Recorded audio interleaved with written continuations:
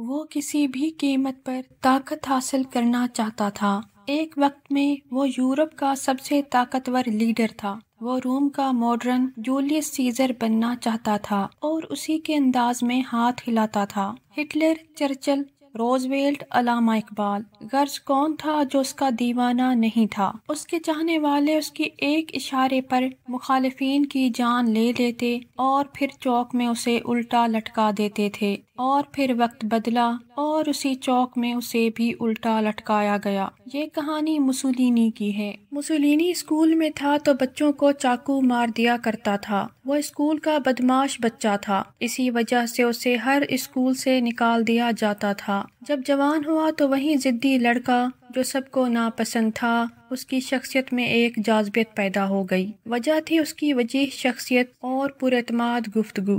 یہ جہاں موجود ہوتا جانے محفل بن جاتا، لیکن وہ خود کارل مارکس کی شخصیت کا اسیر ہو چکا تھا۔ جب وہ کام کاج کی تلاش میں اٹلی سے سوئٹزرلینڈ گیا تو وہاں پہلے چند ماہ تو وہ چھوٹے موٹے کام کرتا رہا، پھر اسے ایک ٹریڈ یونین میں جاب مل گئی۔ اس کا کام یہ تھا کہ وہ ٹریڈ یونین کے حق میں پروپیگنڈا کرے۔ مسولینی مطالعے کا رسیا تھا اور اسے چکنی چپڑی باتیں کرنا بھی خوب آتا تھا، سو اس کا پروپیگنڈا مقبول ہونے لگا۔ لیکن یہ پروپیگنڈا سوئس حکومت کو پسند نہیں آیا۔ جب سوئٹزرلینڈ نے سوشلسٹوں کے خلاف کارروائی شروع کی تو مسولینی بھی گرفتار ہوا، اور وہ گرفتاری کے بعد زیادہ مشہور ہو گیا۔ اس کے آبائی وطن اٹلی میں بھی اس کی خبریں چھپنے لگیں۔ جیل سے رہا ہو کر مسولینی اپنے آبائی وطن اٹلی لوٹ آیا اور اسکول ماسٹر بن گیا۔ جیسے وہ اچھا طالب علم نہیں بن سکا تھا، ویسے ہی وہ اچھا استاد بھی نہ بن سکا، اور اسکول کی ملازمت چھوڑ کر پھر سے ٹریڈ یونینز کے لیے کام کرنے لگا۔ لیکن تب تک اٹلی میں بھی سوئٹزرلینڈ والا مسئلہ کھڑا ہو چکا تھا۔ حکومت ٹریڈ یونین سے خوش نہیں تھی، چنانچہ وہ اپنے ملک میں بھی ایک دفعہ جیل چلا گیا۔ 1909 میں جب اسے کچھ عرصے کے لیے آزادی ملی تو وہ اپنے باپ کی سابقہ محبوبہ کی 16 سالہ بیٹی کے عشق میں مبتلا ہو گیا۔ مسولینی کا عشق کامیاب رہا اور دونوں جیون ساتھی بن گئے۔ مسولینی کمیونسٹ اخباروں کا جانا پہچانا لکھاری تھا، لیکن 1912 میں اس نے اپنا اخبار نکال لیا۔ یہ اخبار اس قدر مقبول ہوا کہ سوشلسٹوں نے اسے ایک اور اخبار کا ایڈیٹر بنا دیا۔ مسولینی اتنا اچھا ایڈیٹر تھا کہ اس نے اس اخبار کی اشاعت کچھ ہی عرصے میں دگنی کر دی۔ اب وہ صرف ایڈیٹر ہی نہیں بلکہ سوشلسٹ پارٹی کا سرگرم رکن بھی تھا۔ مسولینی ایک بڑا انقلابی بننے کی راہ پر گامزن تھا، لیکن اس دوران پہلی جنگ عظیم چھڑ گئی اور مسولینی کو اپنے عزائم کی تکمیل کے لیے ایک نئی راہ نظر آ گئی۔ سوشلسٹ جنگ کے خلاف تھے، چنانچہ شروع میں مسولینی نے جنگ کی مخالفت کی، لیکن پھر جب اس نے دیکھا کہ ملک کے امیر طبقے جنگ پر سرمایہ کاری کر رہے ہیں تو پھر اس نے یو ٹرن لیا اور جنگ کی حمایت شروع کر دی۔ اس کے سوشلسٹ ساتھیوں نے اعتراض کیا کہ ہم تو جنگ کے خلاف تھے۔ ایسے میں مسولینی نے انہیں کارل مارکس کا ایک جملہ سنایا کہ جنگ کے بعد ہی تو انقلاب آتا ہے، لیکن سوشلسٹ طبقے نے مسولینی کا جواب قبول نہیں کیا۔ مسولینی سے اخبارات کی ایڈیٹرشپ واپس لے لی گئی اور اسے پارٹی سے بھی نکال دیا گیا۔ یہ وہ لمحہ تھا جب مسولینی کو سوشلسٹوں سے شدید نفرت ہو گئی، لیکن شاید اب اسے ان کی ضرورت بھی نہیں تھی، کیونکہ اسے جنگ کی حمایت کرنے والے سرمایہ دار اتحادی مل گئے تھے۔ یہ وہ سرمایہ دار تھے جو اسلحہ اور دیگر اشیاء بیچ کر جنگ کے دنوں میں مال بنا رہے تھے۔ اب مسولینی نے دو کام کیے، ایک تو اپنی تقریر کی صلاحیت سے لوگوں میں جنگی جنون پیدا کیا، اور دوسرا کام یہ کیا کہ ہتھیار بند ہو کر میدان جنگ میں پہنچ گیا۔ جنگ ختم ہوئی تو اٹلی اور اتحادی جیت چکے تھے۔ مسولینی میدان جنگ سے لوٹا تو اس کا استقبال ایک فاتح کی طرح کیا گیا۔ اس کا قد اب کچھ اور بڑھ چکا تھا۔ جنگ عظیم کے بعد اٹلی کو اپنے اتحادیوں فرانس اور برطانیہ سے شکایت پیدا ہو گئی۔ وہ یوں کہ فاتح علاقوں میں سے اٹلی کو بہت کم حصہ ملا تھا، یعنی آسٹریا اور اردن کا مختصر سا حصہ اٹلی کے حصے میں آیا، جبکہ سلطنت عثمانیہ سے چھینے گئے زیادہ تر علاقے جیسا کہ شام، عراق اور فرانس برطانیہ نے آپس میں بانٹ لیے۔ اس کے ساتھ ساتھ اٹلی کے لیے جنگ کے دوران پیدا ہونے والا بڑا مالی بحران ایک آفت بن چکا تھا۔ مسولینی نے جنگ سے پیدا ہونے والے مالی بحران کو دیکھا تو اس سے بھی مالی فائدہ اٹھایا۔ اس نے بجائے لوگوں کو یہ بتانے کے کہ ملک جنگ اور لڑائیوں کی وجہ سے بحران کا شکار ہوتے ہیں، معیشت پر سیاست شروع کر دی۔ اس نے خطرناک کھیل کھیلا اور ذاتی شہرت کے لیے لوگوں کو نظام سے بغاوت پر اکسانا شروع کر دیا۔ اس نے کہا کہ اب اٹلی کو ایک ڈکٹیٹر کی ضرورت ہے جو دنیا میں اٹلی کا وقار بلند کرے، کیونکہ موجودہ سسٹم نے اٹلی کو اقوام عالم میں رسوا کر کے رکھ دیا ہے۔ حالانکہ حقیقت یہ تھی کہ جس جنگ کے باعث اٹلی اس حال کو پہنچا تھا اس میں مسولینی کا پورا حصہ تھا، لیکن اب یہ اس کے سحر بیانی تھی یا کرشماتی شخصیت کہ عوام کی ایک معقول اور جذباتی تعداد اس کی پرجوش حامی بن چکی تھی۔ وہ اطالوی قوم پرستی کی برتری کی باتیں کرتا تھا اور اس کے چاہنے والوں کے دلوں پر یہ باتیں اثر کرتی تھیں۔ جنگ کے ایک سال بعد 1919 میں 200 سے زائد ایسے ہی سابق فوجی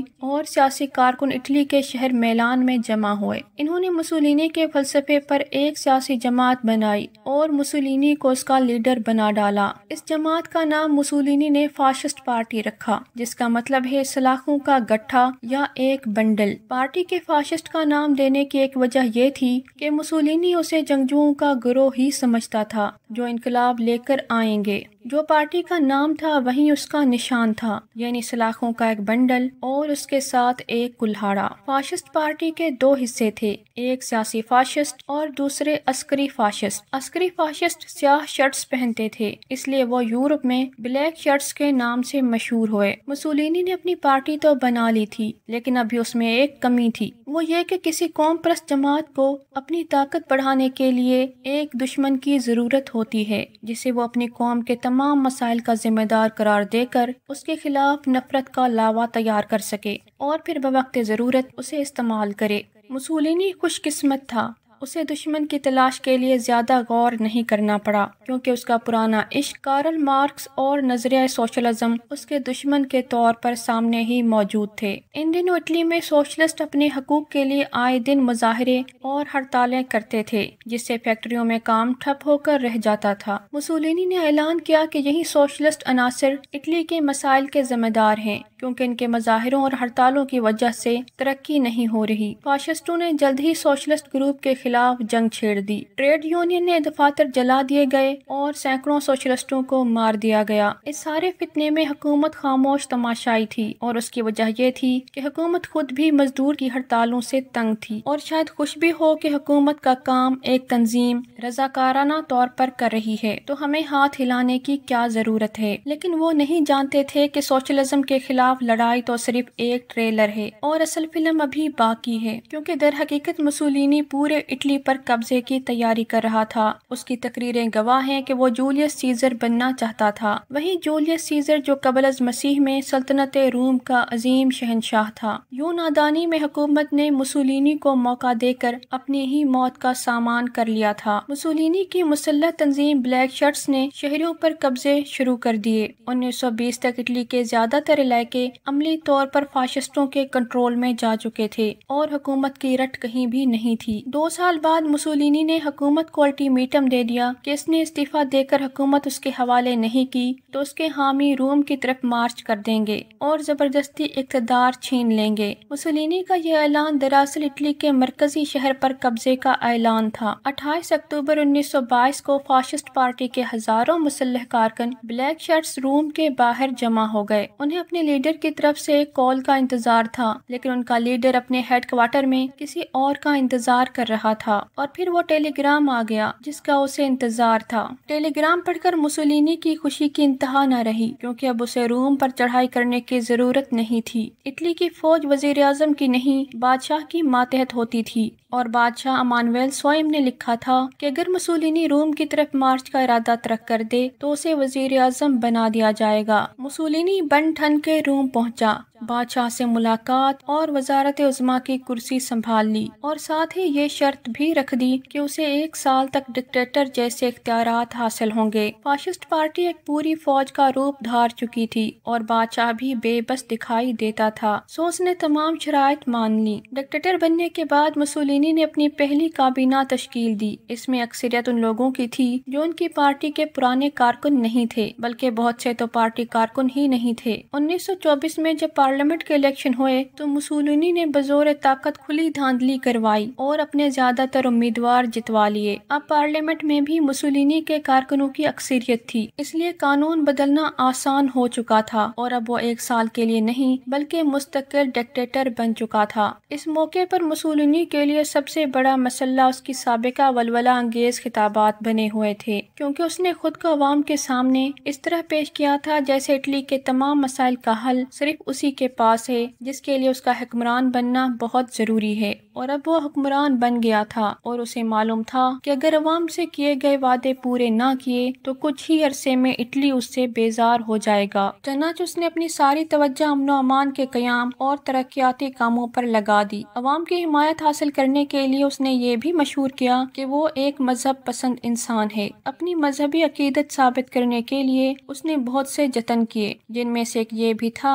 کہ اس نے روم کے قریب عیسائیت کے مرکز ویٹیکن سٹی کو آزاد ریاست تسلیم کر لیا۔ وہ دن اور آج کا دن ویٹیکن سٹی دنیا کے انتہائی چھوٹے ملک کے طور پر قائم ہے۔ اپنی مذہبی عقیدت کے دکھاوے کے ساتھ ساتھ وہ مخالفین کو سزائیں بھی دے رہا تھا، میڈیا کو پابند کر رہا تھا، ٹریڈ یونینز پر پابندیاں اور سوشلسٹ کارکنوں کی گرفتاریاں بھی جاری تھیں۔ جس وقت مسولینی اٹلی کا حکمران بنا تو یہ دنیا میں بہت نازک وقت تھا۔ سوویت روس میں کمیونسٹ انقلاب آ چکا تھا، جو کہ سوشلزم کی ہی ایک شدت پسند شکل ہے، اس لیے یورپی طاقتیں اور امریکہ ہر اس شخص کو اپنا اتحادی سمجھ رہے تھے جو سوشلزم کو کچلنے میں ان کا ساتھ دے سکے۔ شاید یہی وجہ تھی کہ مسولینی کے حکومت میں آنے کا مغربی طاقتوں نے کھل کر خیر مقدم کیا۔ برطانوی سیاستدان ونسٹن چرچل جو بعد میں وزیر اعظم بنے، انہوں نے مسولینی کو سب سے بڑا زندہ قانون دان کہا۔ یہی نہیں، جب روزویلٹ امریکی صدر بنے تو انہوں نے کہا تھا مسولینی دنیا میں امن کا نمائندہ اور امریکہ کا سب سے بڑا ممکنہ اتحادی ہے۔ مسولینی کی شخصیت اور انقلاب اتنا متاثر کن تھا کہ علامہ اقبال جب 1931 میں گول میز کانفرنس کے لیے لندن آئے تو مسولینی سے ملاقات کرنے اٹلی بھی گئے۔ ملاقات کے بعد علامہ اقبال مسولینی کی شخصیت سے اتنے متاثر ہوئے کہ انہوں نے مسولینی کے نام پر ایک نظم لکھ ڈالی۔ مسولینی کے مداحوں میں صرف علامہ اقبال، روزویلٹ اور چرچل ہی شامل نہیں تھے، بلکہ جرمنی کا ایک نوجوان سابق فوجی بھی اس میں شامل تھا جو مسولینی کے نقش قدم پر چلنا چاہتا تھا، اور اس کا نام تھا ایڈولف ہٹلر۔ ہٹلر نے مسولینی کے فاشزم سے ہی فائدہ اٹھا کر اس کی زیادہ خطرناک شکل نازیزم بنائی، جس کے مطابق جرمن قوم کو دنیا کی بہترین اور بالاتر قوم قرار دے دیا گیا۔ ہٹلر مسولینی کی بہت عزت کیا کرتا تھا۔ 1933 میں اس نے جرمنی کی حکومت سنبھال لی تو مسولینی کی ڈکٹیٹرشپ سے قریبی تعلقات رکھے۔ مسولینی نے اس دوستی کے عوض ہٹلر کا یہاں تک ساتھ دیا کہ بہت سے یہودیوں کو ملازمتوں سے محروم کر دیا گیا یا گرفتار کر کے ہٹلر کے پاس بھجوا دیا۔ مسولینی ہٹلر کو اپنا اتحادی تو سمجھتا تھا، لیکن وہ اسے ذاتی طور پر زیادہ پسند نہیں کرتا تھا۔ جب ہٹلر 1934 میں اٹلی کے دورے پر آیا تو دونوں کار میں سیر کو نکلے۔ ہٹلر نے مسولینی سے کہا کہ وہ آسٹریا کا علاقہ جرمنی کے حوالے کر دے۔ مسولینی نے انکار کیا تو ہٹلر کو غصہ آ گیا۔ دونوں بگڑے منہ گاڑی سے اترے۔ بعد میں جب مسولینی سے پوچھا گیا کہ معاملہ کیا تھا تو اس کا جواب تھا کہ ہٹلر ایک معمولی پاگل مسخرے کے سوا کچھ بھی نہیں۔ البتہ کچھ عرصے بعد مسولینی نے آسٹریا کو جرمنی کے حوالے کر دیا، جس سے دونوں کے تعلقات پھر سے بہتر ہو گئے۔ مسولینی نے اب اٹلی کی سرحدوں سے آگے سوچنا شروع کر دیا۔ 1935 میں اس نے ہٹلر کی مدد سے افریقی ملک ایتھوپیا پر قبضہ کر لیا۔ اس کے چند برس بعد وہ یورپ کے ایک چھوٹے سے ملک البانیہ پر بھی قابض ہو گیا۔ ادھر مسولینی کا دوست ہٹلر اپنے شدت پسند نظریات کے باعث دوسری جنگ عظیم چھیڑ لیڑ بیٹھا تھا اور جیت بھی رہا تھا۔ پولینڈ اور فرانس میں اس کے کامیابیوں نے مسولینی کو حسد میں مبتلا کر دیا۔ وہ نہیں چاہتا تھا کہ ہٹلر پورے یورپ کو اکیلا ہڑپ کر جائے، چنانچہ وہ بھی دوسری جنگ عظیم میں کود گیا۔ پہلے اس نے یونان پر چڑھائی کی۔ یونان اور اٹلی کی جنگ دوسری جنگ عظیم کی دلچسپ ترین لڑائیوں میں سے ایک تھی۔ ایک طرف اٹلی جیسی طاقت اور دوسری طرف یونان جیسا کمزور ملک۔ مسولینی نے یونانی سیاستدانوں اور جرنیلوں کو یہ فراغ دلانا پیشکش کی کہ اگر وہ یونان کو اس کے حوالے کر دیں تو انہیں مالا مال کر دیا جائے گا۔ یونان اٹلی کی نسبت ایک کمزور ملک تھا، لیکن پھر بھی اسے لالچ زیر نہ کر سکا۔ غصے سے بھرے اور فتح کے جنون میں جب مسولینی نے یونان پر چڑھائی کی تو یونانی فوج نے اس کے چھکے چھڑا دیے۔ اطالوی فوج الٹے پاؤں بھاگنے پر مجبور ہو گئی۔ اسی پر بس نہیں بلکہ یونانی فوج اطالویوں کا پیچھا کرتے ہوئے البانیا میں بھی گھس گئی۔ برطانیہ جو یونان کا ساتھی تھا، اس نے بھی اٹلی کے جہازوں کو تباہ کرنا شروع کر دیا۔ اب مسولینی کے ہاتھ پاؤں پھولنا شروع ہوئے تو اس نے اپنے اسی دوست کو مدد کے لیے پکارا جسے کبھی پاگل چھوٹا مسخرہ کہا تھا۔ مدد مانگنے پر ہٹلر نے پہلے تو مسولینی کی خوب کلاس لی کہ اس سے مشورہ کیے بغیر یونان پر چڑھائی آخر کی کیوں تھی۔ مسولینی نے کسی نہ کسی طرح ہٹلر کو ٹھنڈا کر کے مدد کے لیے منا ہی لیا۔ 1941 میں جرمن فوج مسولینی کی مدد کو آئی، یونان پر حملہ کیا اور صرف 3 ہفتوں میں یونان فتح کر کے اپنا پرچم لہرا دیا۔ لیکن یونان کی شکست مسولینی کی کرشماتی شخصیت میں پہلی دراڑ ڈال گئی۔ اب عوام کا اعتبار اس سے اٹھنے لگا تھا۔ مسولینی کا سحر جب اپنے ملک میں ٹوٹنے لگا تو مدمقابل قوتیں زیادہ طاقتور ہو گئیں۔ 3 برس کے اندر اندر مسولینی کی فوجوں کو صومالیہ،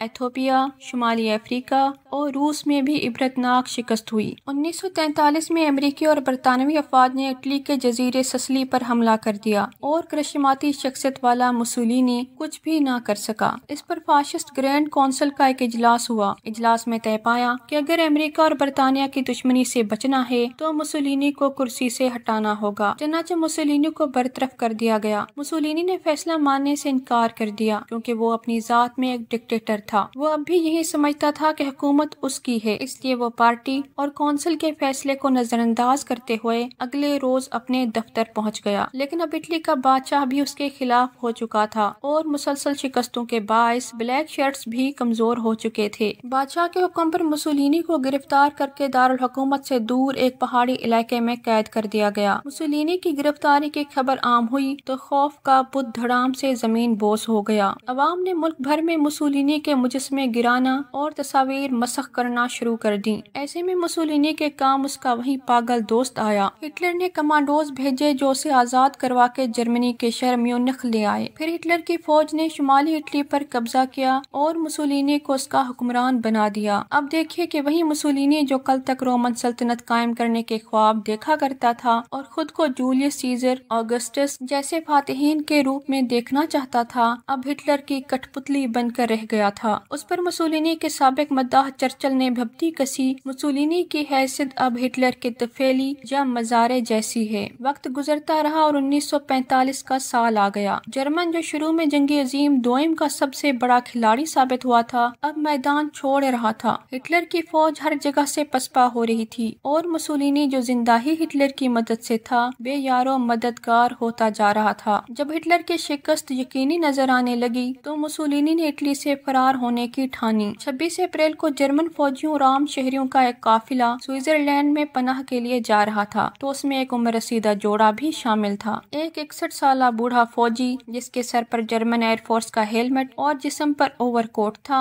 اس فوجی کے ساتھ ایک 33 سالہ عورت تھی جو بظاہر اس کی بیٹی لگتی تھی، دراصل اس کی محبوبہ تھی۔ اگلے روز یعنی 27 اپریل کو یہ قافلہ جب سوئٹزرلینڈ سے صرف 25 کلومیٹر دور جھیل کنارے واقع قصبے ڈونگو پہنچا تو اسے سوشلسٹوں کے مسلح گروہ نے روک لیا۔ جرمنوں کی شکست کے بعد اب سوشلسٹ طاقتور ہو چکے تھے اور مسولینی کے حامیوں کو چن چن کر قتل کر رہے تھے۔ انہیں شدت سے مسولینی کی بھی تلاش تھی کیونکہ انہیں اس سے بھی بہت سے حساب چکتا کرنا تھے۔ قافلے کی تلاشی ہوئی تو کسی نے اس بوڑھے جرمن فوجی کو پہچان لیا۔ یہ بوڑھا دراصل مسولینی تھا اور اس کے ساتھ اس کی محبوبہ کلارٹا پٹاشی تھی جس نے مرتے دم تک اس کے ساتھ رہنے کی قسم کھائی تھی۔ سوشلسٹ مسولینی کو گرفتار کر کے خوشی سے دیوانے ہو رہے تھے۔ انہوں نے دونوں کو ایک فارم ہاؤس میں قید کر دیا۔ اگلے دن کا سورج طلوع ہوا تو مسلح افراد نے انہیں فارم ہاؤس سے نکالا اور قریبی گاؤں کی طرف لے چلے۔ وہاں اس جوڑے کو پتھر کی ایک دیوار کے ساتھ کھڑا ہونے کا حکم دیا گیا۔ مسولینی کو یقین ہو گیا کہ اب اس کو زندہ نہیں چھوڑا جائے گا، تو اس نے بندوق تانے سوشلسٹ سے کہا،